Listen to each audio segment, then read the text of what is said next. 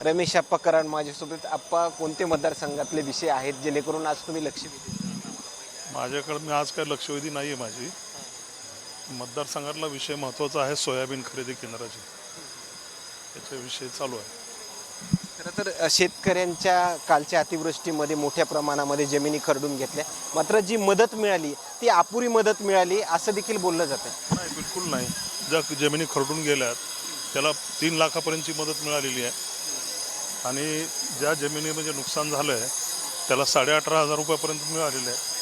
खरं तर बिबट्यांचे होणारे हल्ले, त्यानंतर आमदारांनी वाघाची वेशभूषा धारण करून विधान भवनामध्ये येणं कसं त्या पाहता? भागामध्ये बिबट्याचा प्रश्न नाही आहे, पण ते दुर्दैवी आहे कसं की हिंस्र प्राणी जर मानवी वस्तीमध्ये येत असतील त्याचा काहीतरी बंदोबस्त केला पाहिजे.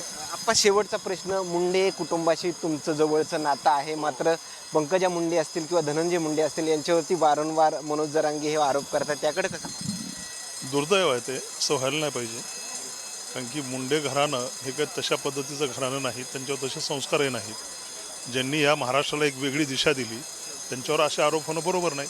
उद्या मुंडे साहेबांची जयंती आहे. आहे ना, मी जातोय आज जयंतीचा माझा कार्यक्रम असतो मोठा, त्या कार्यक्रमासाठी जाणार आहे. काय आठवणींना आज उजाळा द्या? बऱ्याच आठवणी आहेत, असं काही सांगता येईल. ज्यांच्यामुळं मी आज इथं आहे त्यांच्यामुळंच आहे ना. आणि महाराष्ट्रातले अशा अनेक नेते, आमदार, खासदार मुंडे साहेबांमुळं आज आहेत.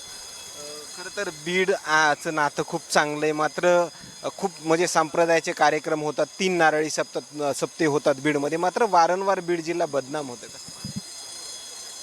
जसं दाखवलं जातंय तसं काही चित्र नाही. दुर्दैवाने ते दाखवलं जातंय मीडियामध्ये, ते दाखवलं गेलं नाही पाहिजे असं आमचं मत आहे. ओके, धन्यवाद आप्पा. हे होते रमेश आप्पा कराड आणि त्यांनी दिलेल्या प्रतिक्रिया. मात्र काय नवीन अपडेट्स मिळतील का हेही पाहणं तेवढंच महत्त्वाचं ठरणार आहे. कॅमेरामॅन सोबत सूरज मीडिया, नागपूर.